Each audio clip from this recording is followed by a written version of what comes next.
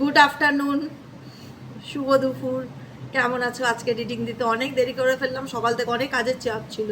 এখন দুটো করে সাইট দেখতে হয় না, আগে শুধু ইউটিউবটা করতাম, এখন ফেসবুকটাও সাথে করছি, যেহেতু ফেসবুকের কাজ থাকে, ইউটিউবের কাজ থাকে, তো টাইমটা একটুখানি আজকে একটু সত্যি দেরি হয়ে গেছে, একটু অনেকটা দেরি হয়ে গেছে। যারা আমার জন্য ওয়েট করেছিলে, sorry sorry.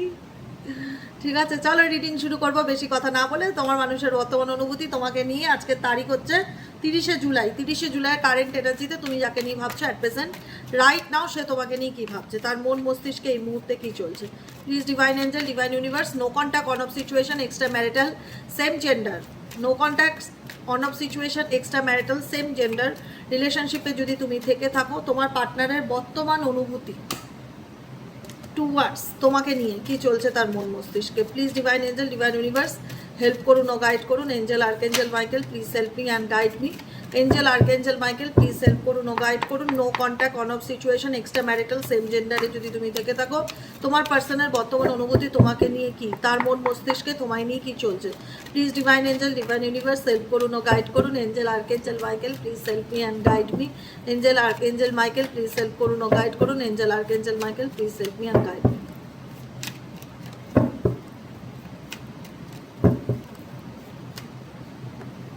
7 of swords card না দেখে করছি, হ্যাঁ, পরে উল্টাবো, তোমাদের দেখাতে পারছি না। এই রিডিংটা আমার ভালো লাগে, খুব খুব মানে কার্ড উল্টে রিডিং করা।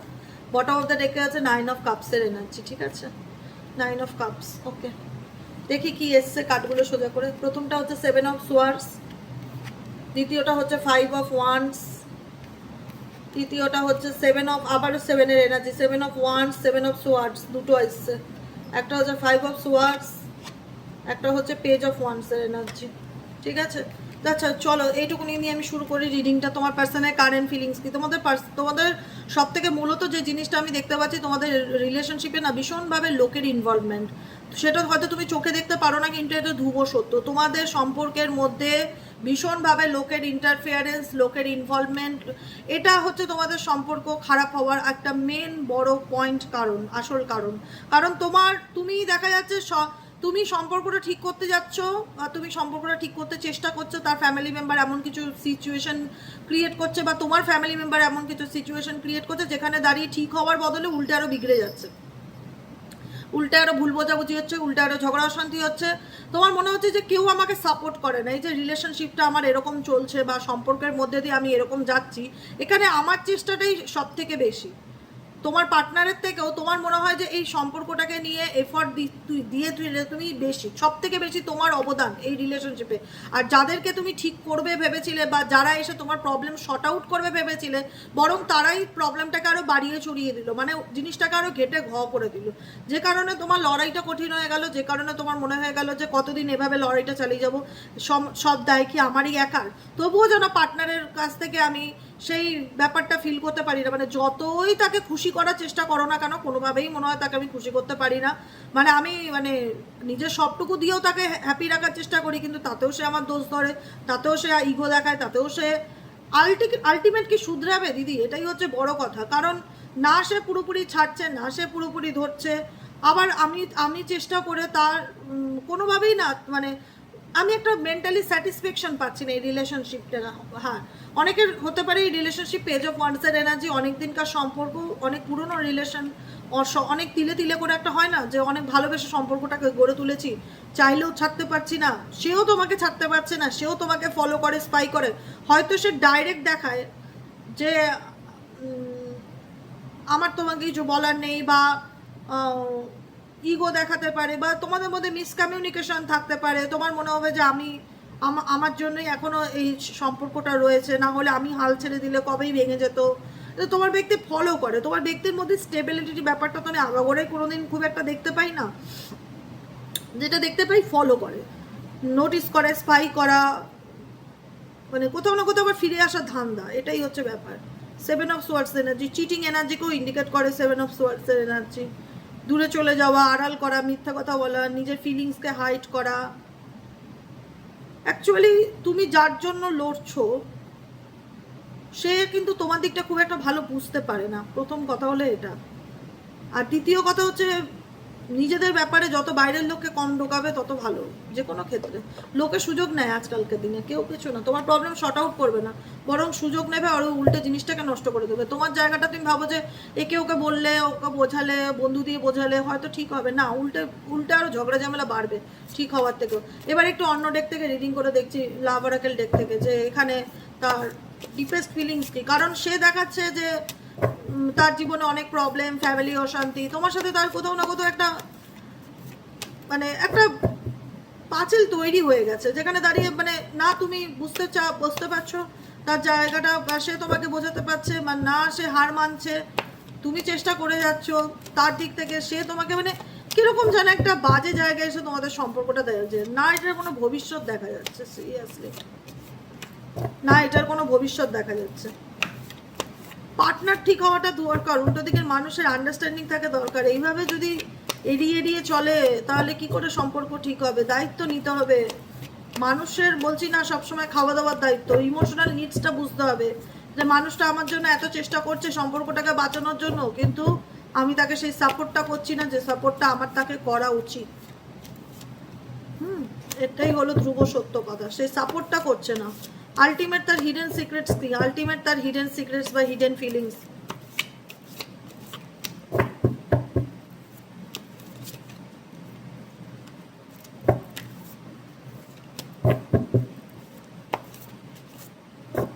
অবসেশনস, আলটিমেট তার হিডেন সিক্রেট হচ্ছে অবসেশনস।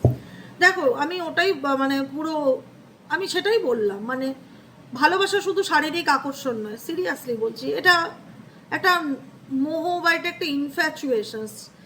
ভালোবাসা মানে হচ্ছে একটা, আমার কাছে ভালোবাসা মানে হচ্ছে একটা ভালো বন্ধু, একটা, দেখো রোম্যান্টিক রিলেশনশিপ ডেফিনেটলি, কিন্তু সব সময় তো একটা রিলেশনশিপের মধ্যে আমি তোমার প্রতি শুধু ফিজিক্যালি অ্যাট্রাক্ট হলাম, মেন্টালি আমি তোমার দিকটা বোঝার চেষ্টা করলাম না, মেন্টালি সাপোর্ট দিলাম না তোমাকে, সেই রিলেশনশিপের ভিত মজবুত হয় না। সেটাই মনে হয় শুধু একটা শারীরিক আকর্ষণ, মানসিক টান না, বা মনের একটা মানে কোথাও না কোথাও মন এবং শরীরের মধ্যে একটা ব্যালেন্স না থাকা, ঠিক আছে, যেটা আমার তোমাদের রিলেশনশিপে মনে হয়। তোমার রিলেশনশিপে তোমার পার্টনারের সিচুয়েশন, হাবভাব, বডি ল্যাঙ্গুয়েজ দেখলে আমার এটাই মনে হয় যে কোথাও না কোথাও সেই এই সম্পর্কটাকে নিয়ে যতটা সিরিয়াস হওয়ার কথা ছিল ততটা সিরিয়াস সে নয়। আবার সে তোমার প্রতি মানে একদমই যে তোমাকে ছেড়ে দিচ্ছে বা তোমার থেকে দূরে চলে যাচ্ছে বা যোগাযোগ রাখতে চাইছে সেটাও না। অবসেশন ইন্ডিকেট করে সে তোমার প্রতি অবসেসড, মানে হয় না যে ফিজিক্যালি মেন্টালি একটা অ্যাট্রাকশনস, অবসেশনস, মোহ মায়া এক জিনিস, আর দায়িত্ববোধ এক জিনিস। দায়িত্ববোধ এগুলোর থেকে সম্পূর্ণ আলাদা। আমরা সারাদিন খাটাখাটনি করি, দিনের শেষে মনে হয় এমন একজন মানুষ থাকুক যার সঙ্গে দুটো ভালো মন্দ গল্প করতে পারি, সে আমাকে বুঝুক, আন্ডারস্ট্যান্ডিং যেটা থাকা দরকার একটা রিলেশনশিপে। মোস্ট ইম্পর্টেন্ট হচ্ছে একটা আন্ডারস্ট্যান্ডিং, এমন একজন পার্টনার বা এমন একজন মানুষ আমার জীবনে থাকুক যে অন্তত বোঝে না, চলো মানুষটার সুবিধা অসুবিধাটা দেখলাম। মানুষের সুবিধা অসুবিধা মানুষ বুঝবে না তো কে বুঝবে? আর বাইরের লোকের কথা বাদই দিলাম, মানুষের সুবিধা অসুবিধা আমরা আমাদের নিজেদের ভালোবাসার মানুষ যদি না বোঝে কে বুঝবে? এখানে ভালোবাসার মানুষ বেশি রোমান্টিক হয়ে গেছে, তার মানে তার সেই দিকগুলো ব্যাপার, কেয়ারিং দিকটা তোমার পার্সনের নেই, এটাই হচ্ছে কথা। এটাই আমার মাথায় ঢুকছে না, কি বলবো। কেয়ারিং ব্যাপারটা হয় না, কেয়ার করা, যত্ন করা, মানে একটা সন্তান যখন এই পৃথিবীতে আসে তখন আমরা তাকে যতটা যত্ন করি, তাকে টাইমকে টাইম 2 ঘন্টা অন্তর অন্তর ঘড়ি ধরে খাওয়ানো, তার ভ্যাকসিন নেওয়া, তার মেডিসিন দেওয়া, তার ভিটামিন ওষুধ দেওয়া, তাকে মশারি টাঙিয়ে দেওয়া যাতে মশা কামড় না দেয়, তাকে মানে সমস্ত রকমভাবে একটা সদ্য বাচ্চাকে যেরকম যত্ন নেওয়া হয়, কেয়ার করা হয়, একটা রিলেশনশিপে সেই কেয়ারটা থাকা দরকার। ততটা না হলেও একটা কেয়ার থাকা দরকার। আমি একাই তাকে নিয়ে ভাবছি, আমি একাই তার জন্য লড়ে যাচ্ছি, আমি একাই তার কেয়ার করছি, সে খেলো কি না, তার শরীর কেমন আছে, তার ভালো মন্দ, কেয়ার। সম্পর্কের মধ্যে কেয়ার না থাকলে সম্পর্ক এগোয় না। শুধু শারীরিক রিলেশনশিপে সম্পর্কের কোনো ভবিষ্যৎ হয় না, এগুলো কোনো স্টেবিলিটি হয় না। এটাকে অবসেশন বলে, যেটা তোমার পার্টনারের তোমার প্রতি দেখতে পাই অবসেশন। এখানে কেয়ারিং ব্যাপারটা দেখতে পাই না, যে সেখানে দাঁড়িয়ে সে তোমাকে নিয়ে খুব সিরিয়াস, তোমার শরীর কেমন আছে, তোমার ভালো মন্দ, চলো তোমাকে ডাক্তারের কাছে নিয়ে যাই, কি টেস্ট করাতে হবে, চলো এগুলো ফেলে রাখা যাবে না, মানে একটা মানুষকে নিয়ে কেয়ার, তাকে হারানোর ভয়, সেই ব্যাপারটা আমি তার মধ্যে দেখতে পাই না। অবসেশন ইন্ডিকেট করে অ্যাট্রাকশনকে, অ্যাট্রাকশন আছে কিন্তু কেয়ার এনার্জিটা নেই, বুঝবে? সব কিছুর মানে আছে। আমি যখন রিডিং করি পাই টু পাই সুন্দর করে বলে দিই যাতে তোমরা বুঝতে পারো।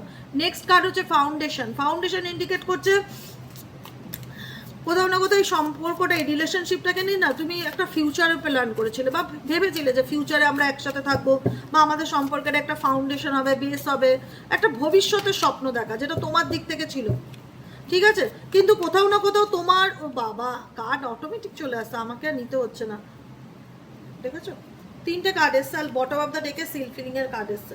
দেখো তোমার পার্টনার তোমার সাথে যেটাই করে থাকুক না কেন সেটা তার ব্যক্তিগত ব্যাপার, সে তোমার সাথে অন্যায় করেছে, সে তোমাকে মাঝপথে ছেড়ে দিয়ে চলে গেছে, সে তোমাকে এমন পরিস্থিতিতে রেখে গেছে যেখান থেকে তোমার ওভারকাম করাটা সহজ ব্যাপার ছিল না, তুমি অনেক কষ্ট করেছো এবং তুমি এক্সপেক্টও করতে পারোনি। একটা হয় না এক্সপেকটেশন, যে যাকে আমি সব থেকে বেশি ভালোবাসলাম, যার সাথে আমি ভবিষ্যৎ গড়ার স্বপ্ন দেখলাম, যার সাথে আমি ফিউচারের চিন্তা ভাবনা করলাম, সে মাঝপথে এরকমভাবে ছেড়ে চলে যাবে, সেটা আমার কোনোদিনও মানে কল্পনাতেও ছিল না যে সে এইভাবে বেইমানি করতে পারে বা চিট করতে পারে।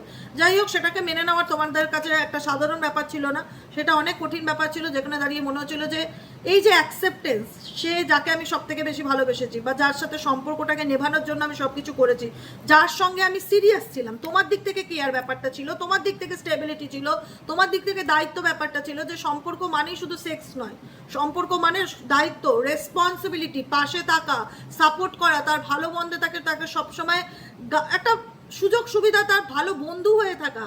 সম্পর্কের মানে আছে, সম্পর্ক মানে ফিজিক্যাল রিলেশনশিপ নয়, সম্পর্ক মানে একটা মেন্টাল কানেকশন, যেটা তোমার দিক থেকে তোমার পার্টনারের প্রতি 100% ছিল, কিন্তু তোমার পার্টনারে তোমার দিক থেকে আমি সেটা একটুও দেখতে পাইনি। যদি দেখতে পেতাম সিরিয়াসলি বলতাম, আমি কাউকে খুশি করার জন্য রিডিং করি না, আমার মন, আমার ইনটিউশন, আমার কার্ড যা বলে আমি সেগুলিই গল গল করে বলে যাই।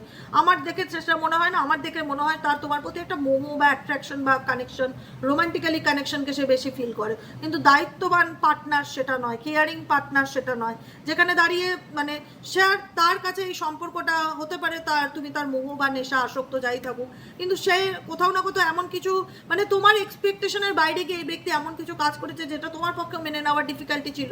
তোমার মনে হচ্ছিল সে কি করে এরকমটা করতে পারে, মানে তার কিছু জিনিস তোমাকে ভীষণ মানসিক কষ্ট দিয়েছে, যন্ত্রণা দিয়েছে, দুঃখ দিয়েছে, আঘাত দিয়েছে, এতটা যন্ত্রণা দিয়েছে, এতটা হার্টব্রেক দিয়েছে, এতটা কষ্ট দিয়েছে, তোমার মনের মধ্যে সবসময় একটাই প্রশ্ন চলতো, আমি কি কোনোদিনও স্বাভাবিক জীবনে ফিরে দাঁড়াতে পারবো, আমি কি কোনোদিনও একটা স্বাভাবিক জীবন পাবো, আমি কি কোনোদিনও ভালো থাকতে পারবো, আমি কি কোনোদিন এই সিচুয়েশন থেকে বেরিয়ে আসতে পারবো, একটা মনের মধ্যে বড় জিজ্ঞাসা চিহ্ন ছিল, পারবো কি, মানে কোথাও না কোথাও নিজেকে নিজে বোঝাতে পারছো না, সবসময় মনের মধ্যে চলছে যে কেন হলো, কেন করলো, মানে আমি তো চাইনি এরকমটা, না আমি তো সবসময় চেয়েছি দায়িত্ব সহকারে সম্পর্কটাকে নিয়ে যেতে, ভবিষ্যৎ দেখেছি, সন্তান দেখেছি, পরিবার দেখেছি, একটা ফ্যামিলির স্বপ্ন দেখেছি, কিন্তু সেই মানুষটা আমার সাথে এরকমটা কি করে করলো, মানে সেটা অ্যাকসেপ্টেন্সের একটা বিরাট বড় সমস্যা, বিরাট বড় সমস্যা, এবং যেটাকে অ্যাকসেপ্ট করাটা একদম সহজ ব্যাপার না। যার সাথে আমি সম্পর্কের শেষ দিন পর্যন্ত থাকার স্বপ্ন দেখছি,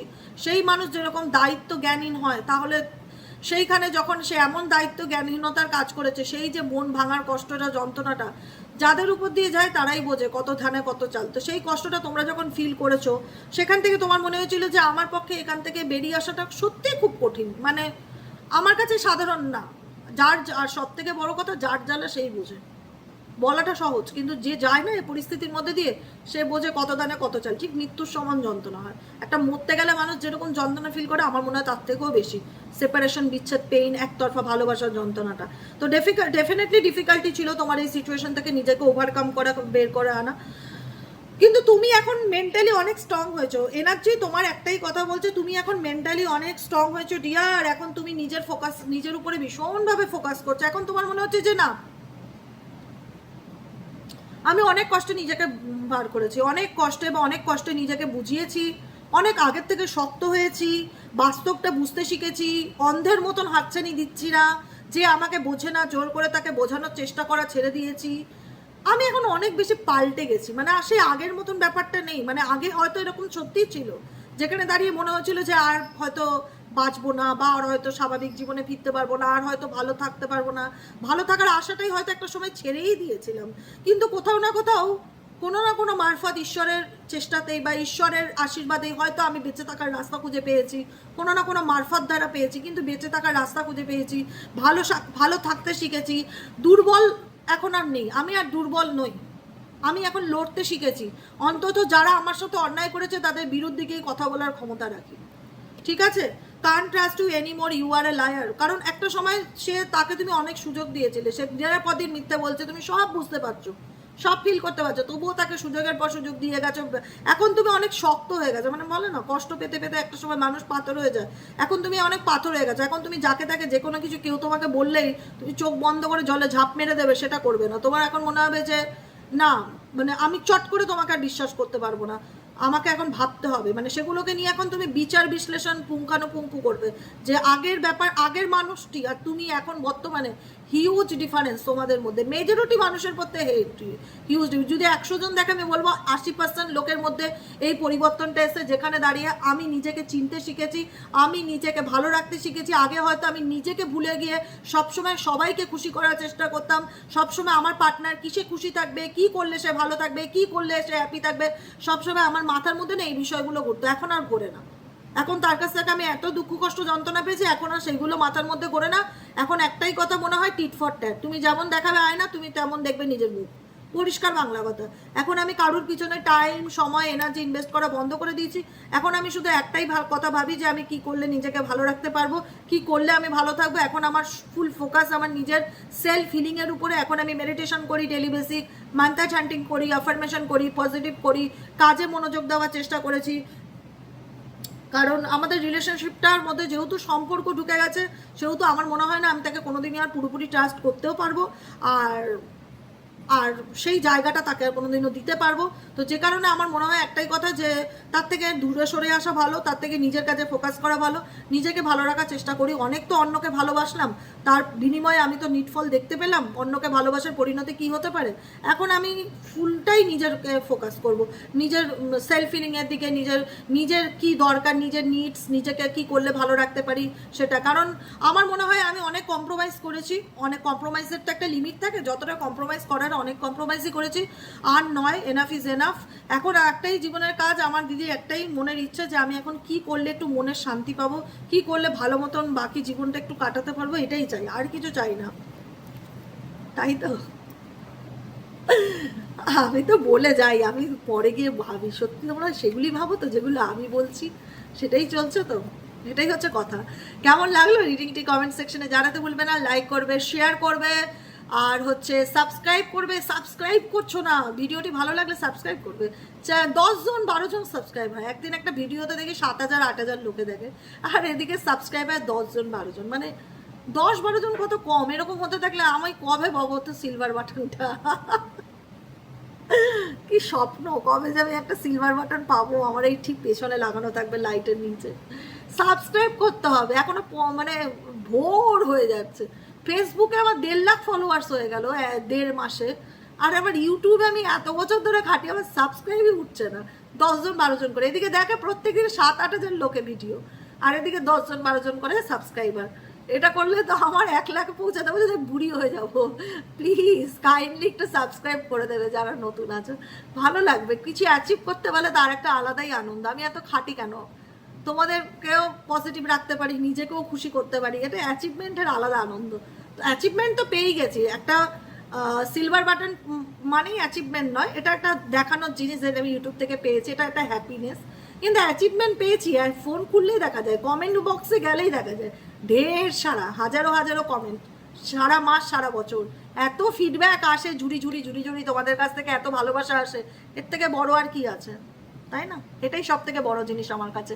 যাই হোক, ভালো থেকো, সুস্থ থাকো। আই হোপ, মনে হয় বিকেলে আজকে রিডিং দিতে পারবো না, এখন 2:30 বেজে গেছে, অনেক কাজ বাকি, কাজ শুরুই হয়নি। এখন কাজ শেষ হবে, ভাত খেতে খেতে সন্ধে হয়ে যাবে, তারপরে আর শরীর দেবে না, আবার বুকিংয়ের রিডিং আছে, আজকে মনে হয় না হবে। তো যাই হোক, দেখা যাক কি হয়। আবার দেখা হচ্ছে আমাদের কালকে সকালে রিডিং অ্যাস্ট্রো ট্যারোটেই দেবিকাতে। টাটা।